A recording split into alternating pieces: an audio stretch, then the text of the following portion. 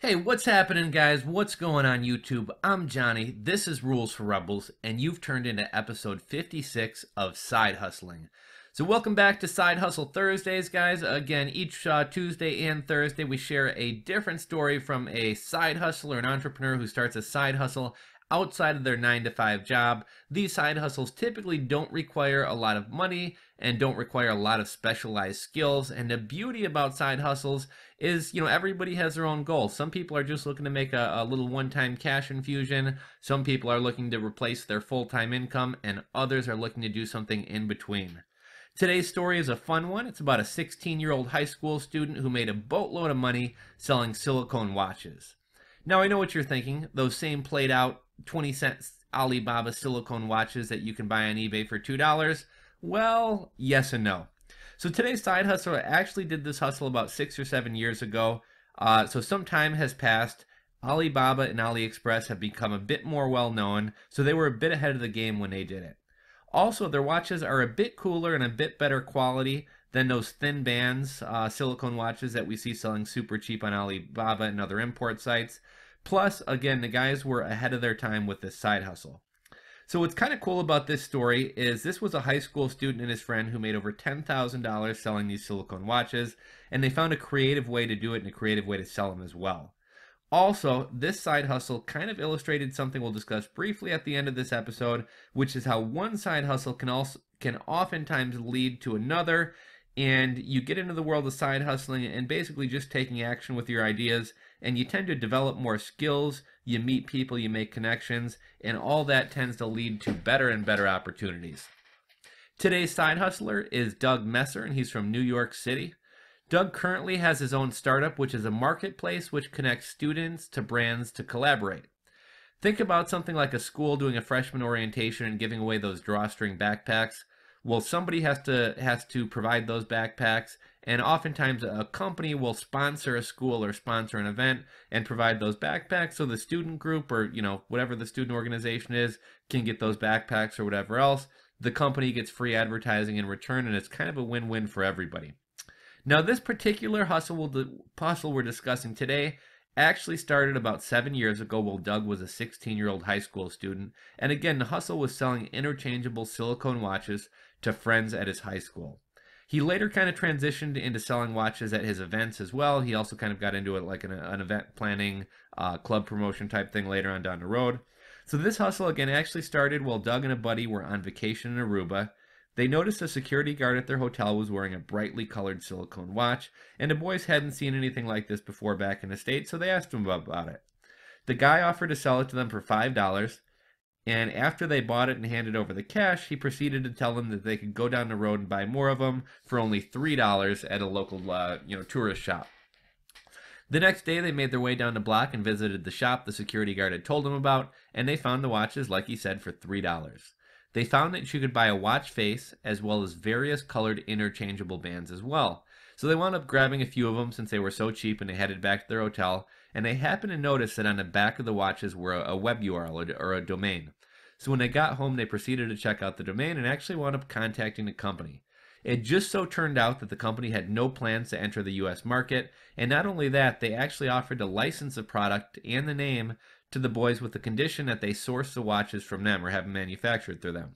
So the boys got their parents to loan them $2,000, and they were in business. They then began marketing and selling them at their high school, and what made them perfect for high school is that students could get colors to match their school colors regardless of what school they attended, so they were a hit with both athletes and cheerleaders. Plus, high school kids in general tend to be pretty fashion oriented, so they could also buy them and match them to their outfits and clothes as well. Doug and his buddy also found a clever way to market and sell these watches. They decided to find student ambassadors. Now, obviously, most high school kids don't have a long work history. They may not have a resume. So it was a challenge to figure out who to hire, right? Who was both trustworthy and could also make sales. So what they wound up doing was hiring athletes and cheerleaders and students who headed up clubs. And not only were those types of students more likely to be mature and motivated, they were also leaders in the community, or leaders in the school in a sense, because they were popular, they were trendsetters, they were mavens, they were leaders, etc. They began offering a commission-only plan so that they were paying students only when students actually made sales, and if students were making sales, they were obviously making a profit as well. And to further motivate the student ambassadors, they would do weekly cash bonuses, weekly sales contests, and other little fun things like that to give the students motivation to sell more watches. Now, again, the reason these took off were twofold. First off, the watches hadn't been seen in the USA yet, and secondly, as we mentioned, they could be matched to your school colors, so they were a hit with high school students, especially again athletes and cheerleaders. A bit further down the road, they actually wound up getting some endorsements from some YouTube celebrities as well. One day, Doug got a photo texted to him from a friend, and the photo was one of their favorite online influencers wearing the watch in a video of his. What they did was leverage these photos by sending them to other artists and influencers, essentially showing them, hey, look, other cool people are digging these too. And they sent them to various artist managers, essentially trying to get their brand out there, trying to get it seen, trying to get some free advertising. So a bit after that, some of these watches were lying around a friend of theirs house, and a friend of and that friend's parent was having some friends over one night, and one of those parents who were over happened to work for People magazine. They were visiting the home and thought the watches were pretty interesting. They contacted Doug and asked for some samples, and to their amazement, the next month they were featured in the style section of People magazine, which in turn led to them being distributed in both ShopRite and Urban Outfitters, which was huge for the boys in their brand. Now, when Doug turned 18, he was doing an internship in the music field, and he began throwing and promoting events for his internship.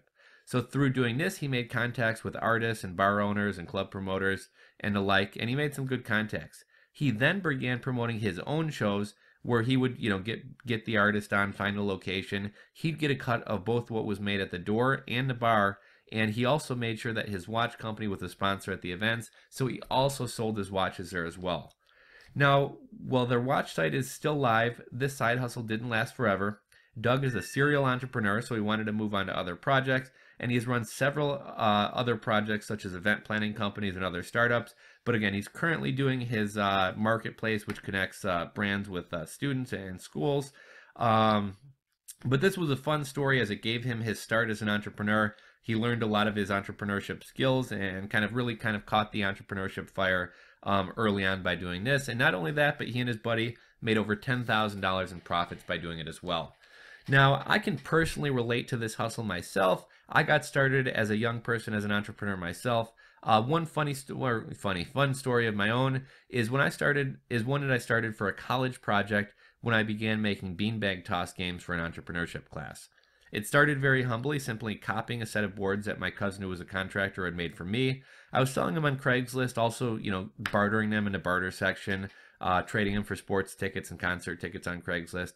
And the game themselves were too heavy and bulky to sell on eBay, but I did actually learn how to sew and sew the bags myself, and I did sell those on eBay. And I later started contacting restaurant and bar owners, seeing if they wanted me to make custom sets of games for their bar or restaurant, so that, in the case of a bar patrons who are drinking could play the games, and in the case of restaurants, they can throw them out in front of the restaurant, and if there's ever a wait and people are waiting for tables, they can play a game of bags while they waited to be seated. Now, going along with how one thing tends to lead to another, when you put yourself out there, after contacting one particular bar in Chicago, which has indoor sand volleyball courts and a lot of other kind of indoor activities, it's a huge bar, they wound up asking me if I wanted to host a weekly bags tournament there. So myself and my buddy Joe, at the time, who I'd partnered with for this project, we told them we had no experience doing anything like that, but that we were up for it. They, in turn, wound up putting us in contact with some of their beer and liquor distributors who agreed to give us money as well as free prizes. And they also let us keep the entrance fee for the events. And in addition to that, let us sell our games at the events as well.